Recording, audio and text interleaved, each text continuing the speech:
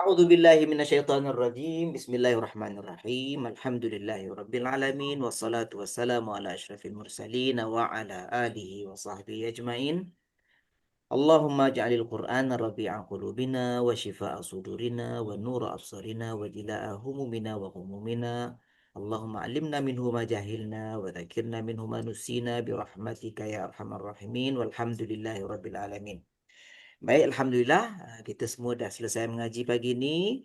Jadi bagi masa yang masih ada ni kita manfaatkan, khususnya kita dah diambang diambang bulan yang paling istimewa, bulan Ramadan. Jadi kita nak persiapkan diri kita. Persiapkan sebelum ni kita dah buat apa yang terbaik, kita dah mulakan zikir, kita dah berjinak-jinak dengan bacaan Al-Quran selalu, kita dah mula dengan Qiyamul Lail.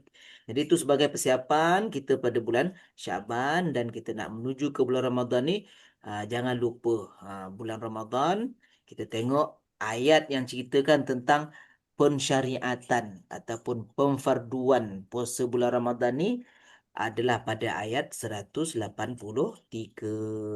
surah Baqarah. Ayat 183 surah Baqarah. Ustaz bacakan dulu, kita tengok sama-sama. A'udzubillahi minasyaitonirrajim. Ya ayyuhalladzina amanu kutiba alaikumus siyamu kama kutiba alal ladzina min qablikum la'allakum tattaqun. Okey, tengok ya. Kita nak kupas sedikit tentang ayat ni dari sudut bahasa Arabnya. Wahai orang-orang yang beriman, kamu diwajibkan berpuasa sebagaimana diwajibkan atas orang-orang yang dahulu daripada kamu supaya kamu bertakwa. Okey, kita tengok permulaan ayat ni.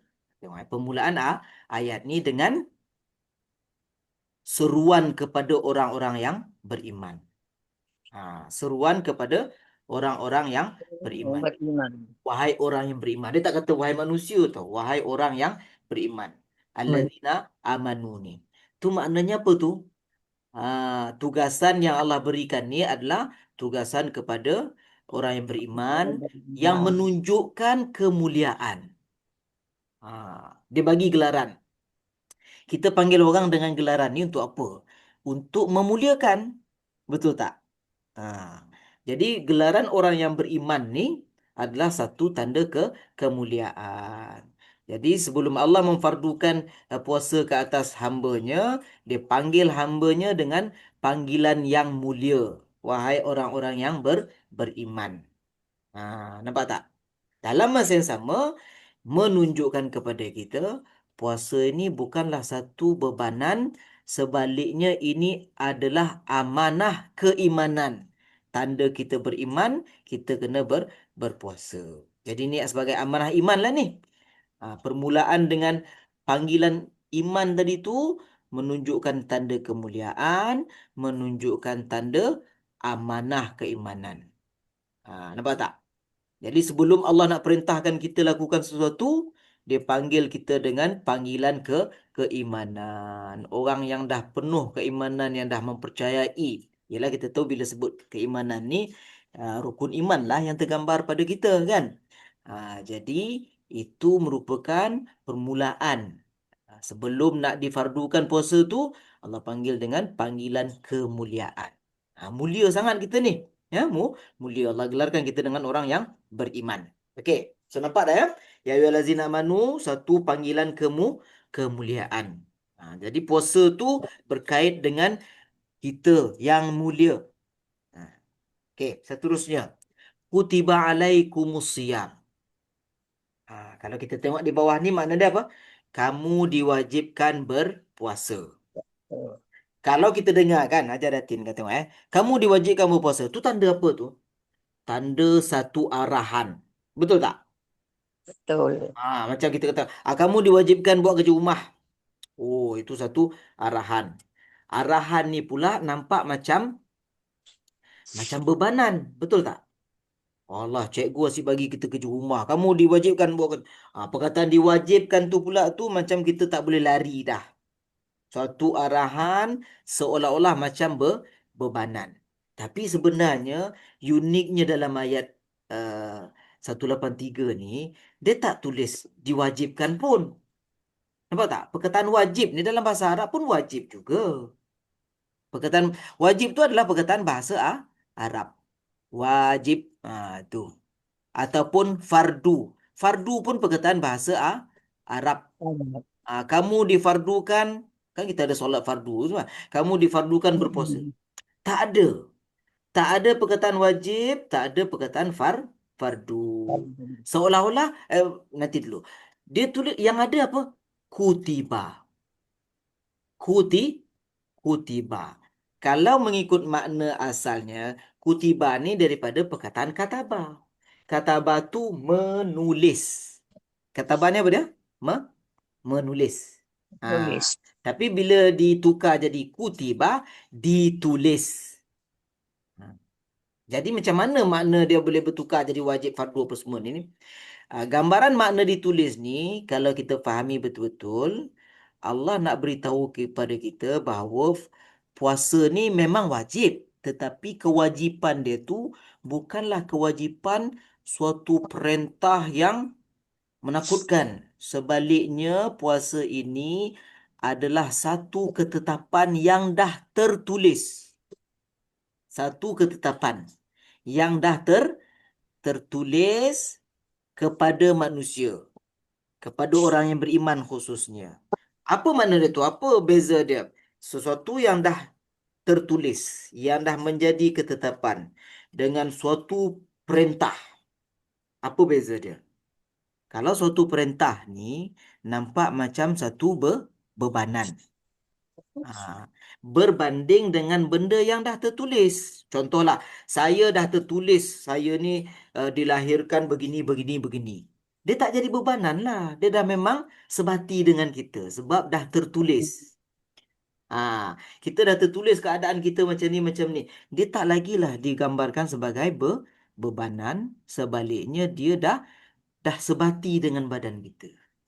Jadi manusia dah tertulis satu ketetapan yang dia kena berpuasa. Maknanya puasa tu dah sepatutnya sebati dengan tubuh badan dia.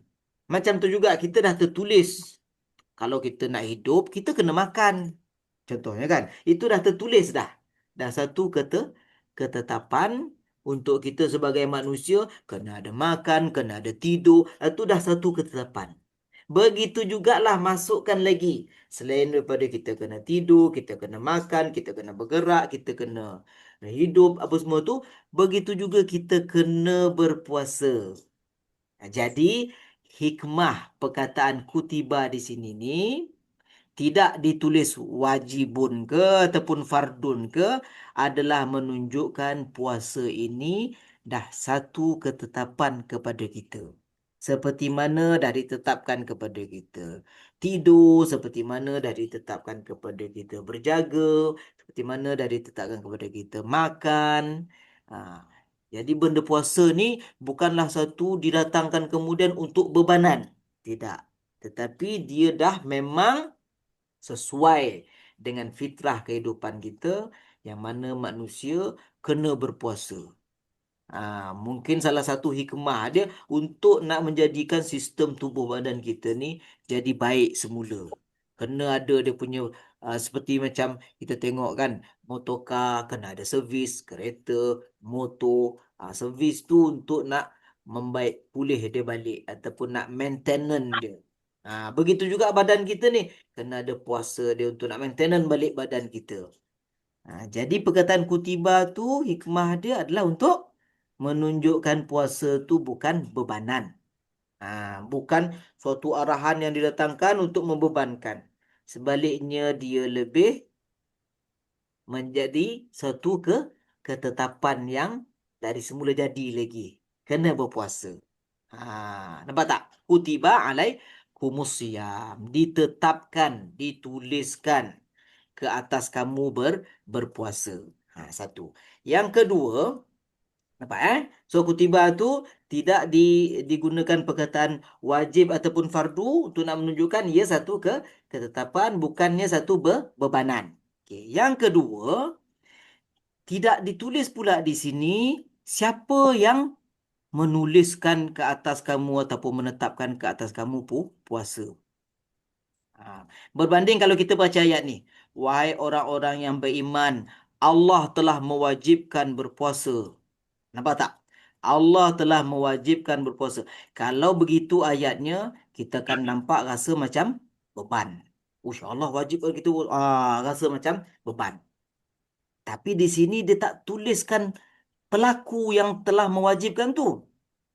Ataupun wahai orang yang beriman, Allah telah tetapkan ke atas kamu berpuasa. Tak ada perkataan Allah tu. Tak ada istilah yang menyuruh. Siapa yang menyuruh kita puasa tu tak ada. Dia sembunyikan. Dia panggil kalau dalam bahasa ayat bahasanya ayat pasif. Contohlah kita buat satu ayat kan. Nasi itu telah dimakan. Siapa yang makan? Tak disebut. Tak disebut. Wahai orang yang beriman, telah dituliskan, ditetapkan ke atas kamu berpuasa. Siapa yang telah menetapkan? Tak disebut. Tujuan dia untuk apa tu? Tujuan dia untuk menunjukkan puasa ni ataupun untuk nak fokus kepada puasa. Kalau kita kata telah diwajibkan oleh Allah ke atas kamu puasa, tu nampak pula ada yang mewajibkan kat situ. Allah telah mewajibkan. Fokus kepada Allah pula. Di sini dia tak sebutkan nama yang mewajibkan tu. Sebaliknya dia kata telah diwajibkan, telah ditetapkan. Supaya kita lebih tumpu kepada puasa. Telah diwajibkan, telah ditetapkan ke atas kamu puasa. Menggambarkan yang ditumpukan, yang difokus di dalam ayat ni ialah puasa. Yang datang dalam bentuk suatu ketetapan, iaitu yang dah serasi dengan kita, bukannya suatu kewajipan yang dikenakan untuk bebanan. Nampak ya? Jadi hikmah berpuasa ni adalah satu ketetapan yang dah semula jadi dengan kita. Bukan satu bebanan. Jadi bila kita fikir macam tu, kita hadapi puasa tu dengan tenang. Bukanlah sebagai Allah, asyik kena suruh, asyik terbeban. Tak, kita tak fikir macam tu. Datangnya ayat ni dalam bentuk begitu. Dalam bentuk ayat kata kerja pasif. Okay? Kita nak fokus puasa tadi. Kama kutiba alal ladzina min qablikum. Ha. Allah datangkan pula satu gambaran. Seperti mana yang diwajibkan, ditetapkan ke atas orang yang terdahulu sebelum kamu. Nampak tak? Jadi ini nak menunjukkan apa ni?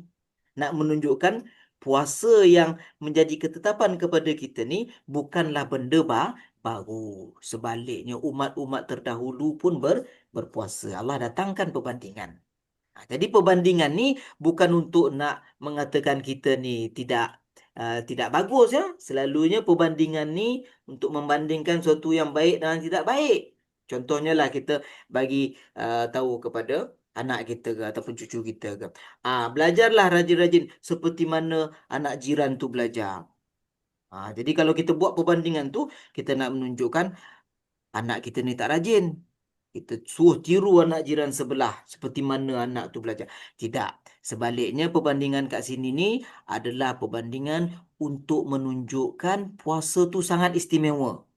Wahai orang beriman, jangan kamu terlepas berpuasa ni. Sebab dia sangat istimewa. Sehingga kan orang terdahulu pun berpuasa. Nampak tak perbandingan tu? Perbandingan bukan perbandingan untuk nak merendahkan kedudukan kita ya. Selalu kita buat perbandingan macam Ustaz contohkan tadi. Belajarlah sungguh-sungguh. Tengok orang sebelah tu belajar. Nampak tak? Itu membandingkan bahawa yang anak kita ke cucu kita ke tak belajar. Jadi kita suruh dia belajar macam anak orang sebelah belajar. Maknanya cucu kita atau anak kita tu kedudukan dia ataupun dia memang jenis pemalas ke apa ke, kita tengok kamu tengok tu orang sebelah tu belajar tu, tiru macam tu.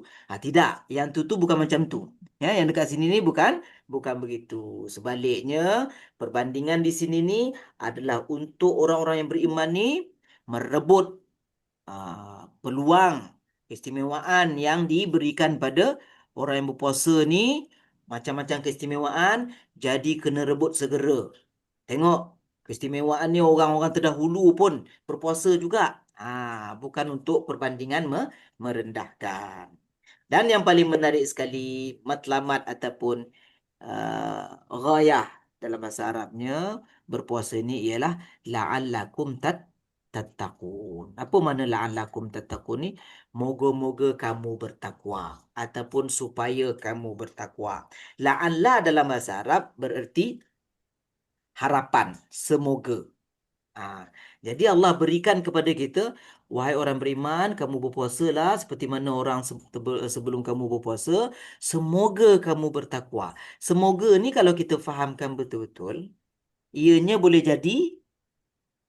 jadi ataupun boleh jadi tak jadi. Apa makna semoga?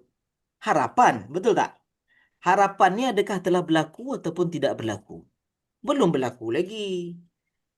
Kita belajar mengaji ni, semoga kita lancar membaca. Jadi apakah semoga kita lancar membaca tu dah berlaku ke belum? Tak berlaku lagi. Jadi apa maknanya la'allakum tattaqun, moga-moga kamu bertakwa. Moga-moga kamu bertakwa ni pada pahaman kita ataupun pada ialah kefahaman kita sebagai manusia boleh jadi berlaku, boleh jadi tak berlaku. Kalau kita puasa, insyaAllah kita jadilah orang bertakwa. Boleh jadi juga tak jadi orang bertakwa juga. Tetapi kalau moga-moga ni Allah yang cakap, sudah semestinya dia pasti akan berlaku. Maknanya moga-moga kamu bertakwa, maknanya semestinya kamu akan jadi orang yang bertakwa. Kalau kita berpuasa dalam erti kata puasa yang sebenar. Nampak tak? Cumanya kenapa Allah gunakan perkataan moga-moga tu? Walaupun sesungguhnya ianya telah menjadi satu kepastian. Kalau Allah yang cakap moga-moga bertakwa, mesti bertakwa. Tetapi ah, kepastian itu bergantung kepada manusia itu sendiri. Kalau dia bersungguh dalam puasanya, akan dapatlah dia matlamat puasa tadi itu, iaitu takwa. Kalau dia Mm-mm. tidak bersungguh dalam puasa dia, kuranglah matlamat tadi itu. Kurangnya pahala. Kuranglah pahalanya, tak dapatlah sampai ke tahap takwa yang sebenarnya. Benar. Jadi perkataan moga-moga ni sebenarnya adalah pasti daripada Allah, tetapi tidak pasti daripada manusia itu sendiri. Kalau dia betul-betul berpuasa, pasti dia akan memperolehi ketakwaan yang sebenar. Kalau culas dalam puasa dia, kuranglah tahap ketakwaan yang di yang diharapkan itu. Jadi ini je dulu Ustaz nak kongsikan hari ini. InsyaAllah dalam kelas mengaji kita dalam bulan puasa nanti kita kupaskan lagi. Banyak lagi benda yang penting kita nak kupas dalam ayat puasa ni. Cuma hari ini pertama, tengok apa tadi? Allah nak fardukan, nak wajibkan puasa kepada kita. Dia panggil kita dulu dengan gelaran yang mulia. Mulia.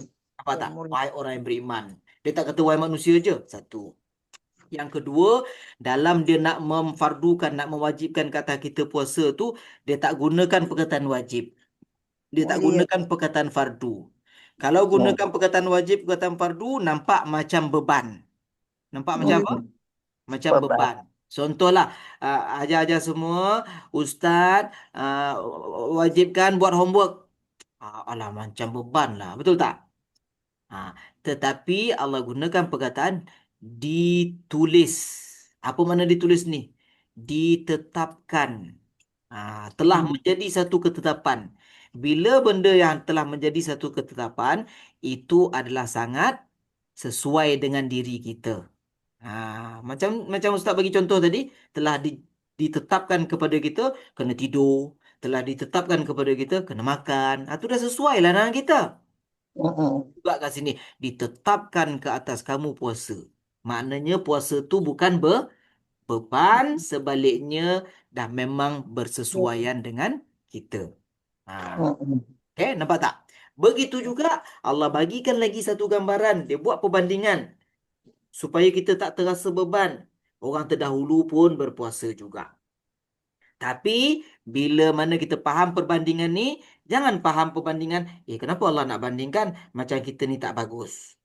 Ha, Allah bandingkan kat sini untuk kita lebih dahulu, lebih berlumba untuk nak merebut keistimewaan puasa tu. Bukan banding menunjukkan kita tak bagus. Tidak. Allah bandingkan untuk kita jangan terlepas bahawa puasa ini sangat istimewa. Orang terdahulu pun berpuasa juga. Jadi wahai orang beriman, kamu jangan terlepas. Sebab apa? Kesudahan yang akan kita perolehi ialah takwa. Ini nak menunjukkan takwa ini adalah suatu Dia tahap yang sangat baik, yang sangat mulia di sisi Allah. Sebab takwa ini adalah merupakan apa? Merupakan matlamat kepada segala matlamat. Allah menciptakan kita untuk apa? Untuk menyembah Dia. Wa ma khalaqtul jinna wal ins illa liya'budun. Tujuan kita dilahirkan ke dunia ni adalah untuk mengabdikan diri, menyembah kepada Allah. Dan apa pula tujuan ibadah tu? Tujuan kita menyembah kepada Allah tu? Itu yang berada dalam ayat surah Baqarah pada ayat ke-21 tu kan. Ya ayuhan nasu ubudu rabbakumul ladzi khalaqakum wal ladzina min qablikum la'allakum tattaqun. Semoga kamu bertakwa. Jadi takwa ni adalah apa? Matlamat kepada segala matlamat. Matlamat kita diciptakan untuk beribadah. Matlamat kita beribadah adalah untuk takwa. Jadi puasa pun matlamat dia takwa juga. Jadi takwa ni bukan calang-calang punya tahap ni. Tahap kesempurnaan, tahap yang luar biasa yang Allah boleh berikan kepada hamba-Nya. Baik, nanti kita sambung lagi insya-Allah ayat-ayat puasa ni supaya kita dapat menghayati dan supaya puasa kita tidaklah kita rasa sebagai apa aja Safia, bukanlah sebagai beban Ustaz. ya, Sebagai ya, satu ketetapan yang dah serasi dengan kita sepatutnya. betul. Ini apa? Yakin. Beban. Ya. Baik, setakat tu dulu perkongsian kita hari ini. InsyaAllah apa yang baik tu, apa yang kita dapat rasakan dia punya kefahaman tu, itu semuanya daripada Allah Subhanahu Wa Taala. Apa yang terkurang tu adalah daripada kelemahan Ustaz sendiri, kelemahan penyampaian Ustaz. Semoga ayat ni memberi manfaat kepada kita, menyuntik lagi semangat kita untuk mengimarahkan lagi Ramadan kita pada tahun ini, insya-Allah. Terima kasih Ustaz, tambah ilmu. Baik, InsyaAllah. Jadi kita akhiri dengan tasbih kafarah dan suratul As. Subhanakallahumma wa bihamdik. Ya, Nashhadu an la ilaha illa ant. Nastaghfiruka wa natubu ilaik. Bismillahirrahmanirrahim. Wal asri innal insana lafi khusr. Illa alladhina amanu wa amilus salihat. Wa tawasaw bil haqqi wa tawasaw bis sabr. Wassalamualaikum warahmatullahi wabarakatuh. Waalaikumsalam warahmatullahi Waalaikumsalam wabarakatuh. warahmatullahi Assalamu wabarakatuh. ila Ma'assalam. liqa. Ila liqa. Insyaallah. Terima kasih Ustaz. Sama-sama. Terima kasih Ustaz. Sama-sama. Ma'assalam.